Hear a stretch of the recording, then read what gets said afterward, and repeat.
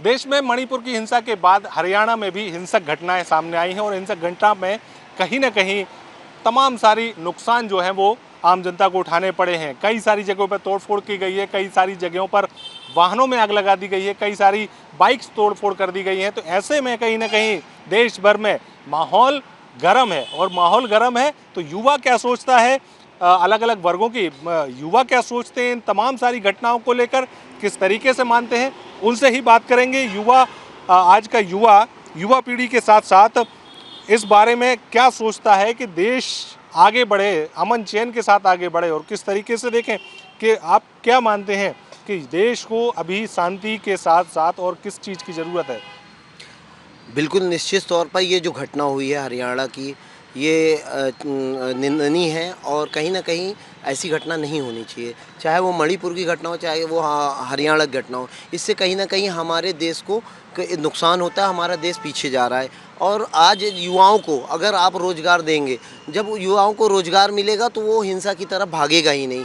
आप दो पक्षों की विवाद हो रहा है, क्यों हो रहा है? क्योंकि हम कहीं न कहीं नफ़रत की राजनीति कर रहे हैं। हमको सबको लेके चलना है, सबका साथ सबका विकास जो कहते हैं वो करते नहीं हैं, वो सिर्फ कहते हैं। इनके जो वादे हैं ये खोखले हैं, दिखलावे वादे हैं। इनको कहीं न कहीं युवाओं को रोज़गार देना चाहिए, शिक्षा पे ध्यान देना चाहिए। और ये जो आज महंगाई है, आज आप देखिए चरम सीमा पे है। चाहे वो राशन का तेल हो, चाहे वो पेट्रोल हो, डीजल हो, रसोई गैस हो, आप देखिए कहाँ से कहाँ महंगाई पहुँचती जा रही है। आम आदमी का जीना मुश्किल हो रहा है, लोग फांसी लगा रहे हैं, अपना घर परिवार नहीं पाल पा रहे हैं। कहीं ना कहीं जो पढ़े लिखे युवा लोग हैं वो अपनी फाइलें ले लेके दर दर भटक रहे हैं, उनको रोज़गार नहीं मिल रहा और जो रोज़गार थे उनसे भी रोज़गार छीन लिया जा रहा है। तो निश्चित तौर पे जो बेरोज़गार होगा वो कहीं ना कहीं वो हिंसा की तरफ जाएगा ही जाएगा। तो कहीं अगर आप रोज़गार देते हैं तो वो कहीं भी हिंसा की तरफ नहीं जाएगा। चाहे वो कोई भी प्रदेश हो, जहाँ पे जिसकी गवर्नमेंट है, निश्चित तौर पे उसी के ऊपर ही कीचड़ उछलेगा। चाहे वो केंद्र में जिसकी सरकार हो, वो केंद्र का काम है। मणिपुर में क्यों हिंसा हो रही है, हरियाणा में क्यों हिंसा हो रही है, हरियाणा में किसकी सरकार है, निश्चित तौर पे सवाल तो खड़ा होता ही होता है। देखिए, सरकारों पर तो सवाल खड़े होते ही हैं, लेकिन जिस तरीके से अगर आप से बात करें, आप क्या मानते हैं, हिंसक घटनाएं होती हैं, हिंसक घटनाओं में कई सारे नुकसान हो जाते हैं, इस तरीके से इन राइट्स को कंट्रोल किया जा सकता है, युवा क्या मानता है आज? देखिए, आज के जो परिवेश है युवाओं को भटकाने वाला काम किया जा रहा है। मौजूदा जो सरकार है अगर युवाओं के बारे में नहीं सोच पा रही है तो निश्चित रूप से ये जो दंगे फसाद हो रहे हैं इनका पूरा श्रेय अगर किसी को लेना चाहिए तो वो सरकार को ही लेना चाहिए। मौजूदा सरकार चाहे कांग्रेस की हो या बीजेपी की हो, मौजूदा अगर हम कहते हैं आज चाहे मध्य प्रदेश की बात हो या उत्तर प्रदेश की बात हो, अगर उस जगह पे जिस कांग्रेस हो या बीजेपी हो, जिसकी भी सरकार है, अगर वहाँ हिंसा हो रही है और उस हिंसा का ठीकरा जो सरकार है उसको छोड़ के किसी दूसरे के ऊपर डाला जाए तो ये बहुत गलत बात है। आज पूरे हिंदुस्तान में ऐसा माहौल बन गया है, पहले तो हिंदू मुस्लिम चलता था, ठीक है, आज की डेट में ऐसा हो गया है कि जो आरएसएस की एक पद्धति चल गई है, वो आरएसएस की पद्धति ऐसी चल गई है कि हिंदू हिंदू में विवाद कराने लग गए हैं। ये कैसी पद्धति चल गई है कि आरएसएस पहले हिंदू बनाम मुस्लिम होता था, आज हिंदू हिंदू में विवाद करवा रहे हैं। तो ये क्या सोच है? ये इससे पहले क्या विवाद नहीं होते थे क्या? आप आरएसएस की बात कर रहे हैं, क्या इससे पहले विवाद नहीं होते थे? कई सारे जाति वर्गों में भी विवाद होते थे, कई सारे समुदाय में भी विवाद होते थे। हर समुदाय में विवाद होते थे, हर जाति विशेष वर्ग में विवाद होते थे। पर ये जो स्थितियाँ इन लोगों ने पैदा की हैं, हम कहते हैं हिंदू खतरे में है, बोल रहे हैं। क्यों खतरे में है भैया? हिंदू खतरे में है, ऊपर से ले नीचे तक तो सब हिंदू हैं, हिंदू की तादाद भी ज़्यादा है, प्रधानमंत्री से लेके नीचे की पोस्ट तक हिंदू हैं, फिर क्यों हिंदू खतरे में है? तो ये क्यों आप नौजवानों को क्यों गुमराह कर रहे हैं? नौजवानों को रोजगार चाहिए, नौजवानों को 2 वक्त की रोटी चाहिए, वो रास्ता दिखाइए आप। ये हिंसा का रास्ता है, ये कहीं ना कहीं एक विवादित माहौल पैदा तो इसमें सरकार थोड़ी वहाँ पर विवाद कर रही है या फिर सरकार के लोग वहाँ पर विवाद नहीं कर रहे हैं, तो वहाँ कौन पर कर केवल रहा है? 2 समुदाय में विवाद हुआ। अरे समुदाय की बात मैंने नहीं की, मैंने यहाँ कहा कि जो आरएसएस के लोग हैं, आरएसएस के लोगों ने जो इस प्रकार से भ्रामक फैलाया हुआ है, ये भ्रामक फैलाया है, इसको तूल कौन दे रहे हैं वो समझने की ज़रूरत है। हमें बोलने की ज़रूरत नहीं है, ये समझने की ज़रूरत है। समझिए वर्तमान में जिसकी सरकार है ये उसकी जिम्मेदारी है कि उसको कैसे कंट्रोल करना चाहिए, इन हिंसा को कैसे कंट्रोल करना चाहिए, आने वाली पीढ़ी को कैसे रोजगार देना चाहिए, रोजगार पे बात करना चाहिए, विकास पे बात करना चाहिए, शिक्षा स्वास्थ्य पे बात करना चाहिए। बिल्कुल, देखिए मुद्दों पर बात करनी चाहिए, लेकिन जिस तरीके से राइट्स निकल कर सामने आप बहुत देर से खड़े हैं, आप क्या मानते हैं इस पूरे मसले में, जिस तरीके से राइट्स अलग अलग जगह पर देखने को मिल रहे हैं, राइट्स किस वजह से हो रहे हैं, क्या कारण रहे, ये जांच के बाद साफ हो जाए, लेकिन जिस तरीके से जो राइट्स होते हैं तो कहीं ना कहीं नुकसान इसमें आम जनता को ही उठाना पड़ता है, आम लोगों को उठाना पड़ता है। आप क्या मानते हैं ये नुकसान आम जनता को ना उठाना पड़े और लोगों में कहीं ना कहीं समझदारी आए, लोग आपसी मेल जोल से अपने जो विवाद हैं या वो उनके निपटारे करें, इसको कैसे देखते हैं? जी, मेरा मानना ये है कि अब क्योंकि इतने समय से कहीं ना कहीं सोशल मीडिया पे या अपने मेन स्ट्रीम मीडिया पे भी नफ़रत की जो राजनीति चल रही है, बीच बीच में फटके बाहर आ जाती है।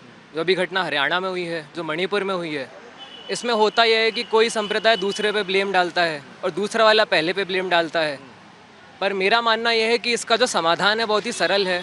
हमारे देश के जो सबसे बुद्धिजीवी लोग हैं, उन्होंने हमारा संविधान बनाया है। जो भी उस किताब में सही है वो लिखा है, जो भी गलत है वो लिखा है। तो जो भी संविधान के बाहर जाके कोई भी ऐसा काम करते हैं जो गैर कानूनी है, उनको कड़ी से कड़ी सज़ा मिलनी चाहिए। ये जो ब्लेम गेम है, इससे ये नफ़रत और बढ़ेगी, इसका समाधान नहीं निकलेगा। तो हमें ये समझना चाहिए कि किसी भी अपने मतलब समुदाय विशेष को प्रेफर करने की जगह यदि हम ये सोचेंगे कि हमारा कॉन्स्टिट्यूशन ही सर्वोपरि है, तो फिर मेरे हिसाब से तभी इस मसले का हल निकल सकता है। लेकिन देश में तो ऐसी अभी कोई बात नहीं हो रही है कि हिंदू और मुस्लिम और सिर्फ ये है कि कुछ मामलों में कहीं ना कहीं कुछ सरकारें चाहती हैं कि मामले जल्दी से जल्दी सॉर्ट आउट हों। उत्तर प्रदेश की ज्ञानवापी को ले लो या अन्य मुद्दों को ले लो, तो उसमें सॉर्ट आउट होना चाहिए, कई समुदाय भी मानते हैं। आप क्या मानते हैं कि सॉर्ट आउट के साथ साथ क्या आप ये इसको राजनीति से जोड़ के देख रहे हैं कि राजनीति हो रही है या केवल सिर्फ समुदाय विशेषों पर टिप्पणी हो रही है? मुझे ऐसा लगता है कि कहीं ना कहीं राजनीति तो हो रही है। जैसे जैसे हमारे यहाँ चुनाव पास आते हैं राज्यों के या केंद्र के, कहीं कहीं ऐसी घटनाएं सामने तो आने लगती है। तो मुझे लगता है कि बिना चिंगारी की आग तो नहीं होती है। तो जो ये समय है इन सब चीज़ों का एकदम से बढ़ जाना, वो कोई कोइंसिडेंटल नहीं है। ये सब कहीं ना कहीं राजनीति का पार्ट तो है ही। तो कहीं ना कहीं देखिए राजनीति का पार्ट तो है ही। आप लोग भी लगातार यहाँ मेरे साथ में हैं, क्या आप क्या मानते पूरे, क्योंकि इस तरीके से लंबे समय से देखते आया जा रहा है, कई सारे घटनाएं हुई हैं, लेकिन घटनाओं में नुकसान केवल आम जनता का होता है। जिस तरीके से कई सारी हिंसक घटनाएं हो जाती हैं, त्वरित कार्रवाई भी वहाँ पर सरकार करती है, लेकिन जो घटनाएं होती हैं उन घटनाओं को कैसे रोका जा सकता है, कैसे उसको माना जाए? देखिए, कार्रवाई सरकार जब करती है जब आम जनता का बहुत नुकसान हो जाए। अब हरियाणा की कल की हम बात करें, लगभग 100-150 गाड़ियाँ, कई दुकानें जला दी गई हैं, कई घरों में आग, कई लोगों को लगभग 5 लोगों की मौत भी हो चुकी है और 100-200 गाड़ियाँ जला दी गई हैं। अपन देख रहे हैं कि मणिपुर का अभी 4-5 महीने से चल ही रहा था और हरियाणा के 6 ज़िलों में आज धारा 144 लगी हुई है। सरकार आज क्या कर रही है, मणिपुर को संभाल नहीं पाई और हरियाणा में ये कांड हो रहा है। जैसे मैं आज देख रहा हूँ कि युवा ज़्यादातर इसमें आज युवा ही आ रहा है। मणिपुर देखें चाहे हरियाणा में देखें, युवा, सरकार युवाओं को कंट्रोल नहीं कर पा रही है, युवाओं को रोजगार नहीं दे पा रही है। वो फ्री है, यहाँ वहाँ घूम रहा है, इस संगठन से जुड़ रहा है, उस संगठन से जुड़ रहा है, उसको सरकार और अपने उससे बत्ती दे रही है, जाओ बेटा यहाँ लड़ो वहाँ लड़ो। अगर सरकार युवाओं को रोजगार देने का काम करे तो युवा ना बेरोजगार घूमेगा और ना यहाँ लड़ाई भिड़ाई करता घूमेगा। मतलब आपका ये मानना है कि रोजगार मिलेंगे तो इस तरीके के राइट्स जो है वो कम होंगे? बिल्कुल, अगर सरकार रोजगार दे, सरकार रैलियों में ना ले जाके लोगों को अगर रोजगार दे तो वो सरकार का भी फायदा होगा। जो आज देख रहे हैं कितना सार्वजनिक संपत्ति को नुकसान हो रहा है, निजी लोगों को नुकसान हो रहा है, कई लोग बेचारे परेशान हो रहे हैं आज हरियाणा में अपन देख रहे हैं। तो सरकार को ये सोचना चाहिए, एक्शन लेना चाहिए। गृह मंत्री जी क्या कर रहे हैं, प्रधानमंत्री जी 4 महीने से मणिपुर में घटनाएं हो रही हैं, क्या कर रहे हैं?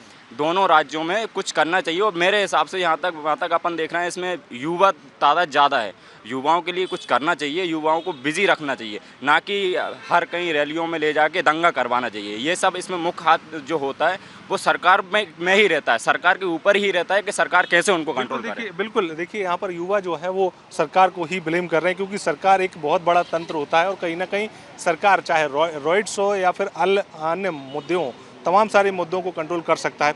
आपने कहा था कि अभी रोज़गार की ज़रूरत है लोगों को। 70 साल और भी राजनीतिक दलों ने देश में राज किया है, उन दलों ने क्या रोज़गार नहीं दिए? देखिए, मैं राजनीतिक पार्टियों की बात करूं, अगर आप करते हैं तो आप कहीं ना कहीं आप अगर ये देखेंगे 70 सालों में क्या किया, तो कहीं ना कहीं आप देखिए उन 70 साल की अपेक्षा आज ये 7-8 साल का आप तुलना कीजिए। आज उस समय रसोई गैस क्या थी? 300 साढ़े 300 रुपये। आज रसोई गैस क्या है? 1100 रुपये। पेट्रोल डीजल के रेट क्या थे? आज 100 के पार है। उस समय क्या थे? 40 रुपये 50 रुपये। तो कहीं ना कहीं आप 70 सालों की तुलना करने की ज़रूरत नहीं है। वो तो आप खुद देख सकते हैं कि अच्छे दिन हमारे हैं कि ये गवर्नमेंट के अच्छे दिन हैं। उस समय अच्छे दिन थे कि ये अच्छे दिन हैं। और आज हमारे गृह मंत्री कहते हैं पकौड़ा तलो। बेरोजगार युवाओं अब अगर रोजगार मांगने जाता है तो उनको कहते हैं पकौड़ा तलो। क्या मतलब ये सीधे तौर पर ये कहा जाए कि अगर जो दंगे होते हैं, हिंसा होती है, उसको अगर रोका जाना है तो युवाओं को रोजगार में व्यस्त करना होगा। बिल्कुल सही कहा आपने। युवाओं को आप रोजगार देंगे, जब तक बेरोजगार आदमी जिसके पास कोई रोजगार नहीं होगा, निश्चित वो कहीं ना कहीं चोरी चमारी करेगा, कहीं ना कहीं वो दंगा करेगा, कहीं ना कहीं वो दारूखोरी करेगा, कहीं ना कहीं वो गलत रास्ते में जाएगा। अगर आप उसको रोजगार देंगे तो उसके पास समय ही नहीं रहेगा कि हम किसी गलत ट्रैक में चलें। तो निश्चित बिल्कुल देखिए, युवाओं को अगर रोजगार मिलेगा तो गलत ट्रैक पर नहीं जाएंगे। आप क्या मान रहे हैं? बहुत देर से आप भी खड़े हुए हैं। युवाओं को रोजगार तो पहली प्राथमिकता बनती है, सरकार की भी बनती है और स्वयं की भी बनती है कि हम रोजगार में बिजी रहें अपना। लेकिन जो दंगे हो रहे हैं, अगर अपन नोटिस करें तो ज़्यादातर बीजेपी शासित राज्य में ही हो रहे हैं। सरकार की भी इसकी जिम्मेदारी बनती है, ब्यूरो की भी इसकी जिम्मेदारी बनती है और आम व्यक्ति की भी जिम्मेदारी बनती है। अगर इसमें अपन देखा जाए डैमेज किसका हो रहा है? आम जनता को हो रहा है। कोलेट्रल डैमेज हो रहा है, उसकी भी अपन को जिम्मेदारी लेना पड़ेगी। तो एक व्यक्ति की जिम्मेदारी बनती है कि आप रिस्पॉन्सिबल बने, आंसरेबल बने, जाति में ना फंसते हुए, धर्म में ना फंसते हुए आप शांति बहाल की ओर बढ़ें। बिल्कुल शांति बहाल की ओर बढ़ें। आप भी देख रहे हैं, आप क्या मान रहे हैं कि कैसे देखें? राइट्स हो रहे हैं, राइट्स के साथ साथ में कई सारे मामले निकल कर सामने आते हैं, कई सारी संपत्तियां फूंक दी जाती हैं। क्या ये सही है? जी बिल्कुल ये सही नहीं है। ये तो देश का वातावरण खराब कर रहा है। मैं एक युवा हूँ तो युवा की बात करूँगा। युवाओं को अगर सही शिक्षा, सही रोजगार चीज़ें मिल जाए तो युवा ये कदम उठाएगा नहीं। उसको अगर बचपन से ही सही शिक्षा प्राप्त होगी, सही समय में उसको शिक्षा मिलेगी, कॉलेज जाएगा, अपने बराबर के लोगों से जुड़ेगा, तो ऐसे दंगे प्रसाद की ओर वो बिल्कुल नहीं जाएगा। कहीं ना कहीं इसका कारण वहाँ की सरकार पे जाता है। सरकार के एक्शन लेना चाहिए, युवाओं को टाइम टू टाइम उनको रोजगार दे, सही शिक्षा दे, सही स्वास्थ्य दे। तो ऐसे ये दंगा प्रसाद मेरे हिसाब से बिल्कुल नहीं हो पाएगा। मणिपुर जो अभी जल ही रहा है वो उससे तो अपन निकले नहीं कि हरियाणा आ गया है। तो कहीं ना कहीं सरकार को ये दोनों चीज़ों में समझना चाहिए। और अगर कहीं लड़ाइयाँ होती है तो आपसी में दोनों पक्षों को बिठाल के उस पर अपन बात करके लड़ाइयों को समझौता करवा सकते हैं, अगर अपने अंदर चीज़ है। पर सरकार इस चीज़ में ध्यान नहीं देती। मैं सरकार से निवेदन करूंगा, वहाँ की जनता से निवेदन करूंगा कि आपसी में लड़ाइयाँ आपसी में बैठ के इसको समझौता करें और आने वाले युवाओं के भविष्य को इसमें ख्याल रखें। बिल्कुल देखिए, आने वाले युवाओं का भविष्य में इसमें ख्याल रखें। और जिस तरीके से लगातार तमाम सारे लोगों का यही कहना है कि जिस तरीके से जो दंगे होते हैं, जो हिंसा होती है, वो कहीं ना कहीं रोकी जा सकती है। और वो भी युवाओं को व्यस्त करके, युवाओं को रोजगार अगर समय पर मिल जाए, युवाओं को सही शिक्षा मिले, युवाओं को स्वास्थ्य की व्यवस्था मिले, महंगाई से राहत मिले, तो कहीं ना कहीं युवा जो है इस तमाम सारे पचड़े में ना पड़ के वो इन तमाम सारे राइट्स से दूर रहेगा। और राइट्स में कहीं ना कहीं ये ज़रूर माना जा सकता है कि युवाओं की बड़ी भूमिका होती है, क्योंकि युवा जो है वो नई पीढ़ी का लड़का या लड़की होते हैं। और जिस तरीके से उनको शिक्षा मिलती है, जिस तरीके से उनको कहीं ना कहीं व्यवहार उनके साथ में किया जाता है, उसी का प्रत्युत्तर कहीं ना कहीं इन तमाम सारे राइट्स में वो देते हुए नज़र आता है। और कहीं ना कहीं जब ये सब चीज़ें होंगी और सरकार की जो जिम्मेदारियां हैं, अगर वो सरकार की जिम्मेदारी सरकार सही तरीके से निभाती है, तो कहीं ना कहीं इन तमाम सारे राइट्स को, हिंसा को रोका जा सकता है और रोका जा सकेगा भी। लेकिन फ़िलहाल जिस तरीके की घटनाएं सामने आ रही हैं, उन पर विशेष ध्यान देने की ज़रूरत है। सरकार भी अगर चाहे तो कहीं ना कहीं जो तमाम सारे हिंसा जो हैं उनको रोक सकती है और तमाम सारी जो तैयारियां हैं वो तैयारी करके युवाओं को और तमाम सारे वर्गों को समझा भी सकती है। कैमरा पर्सन वीरेंद्र के साथ दुष्यंत पारासर, खबर विभाग, भोपाल।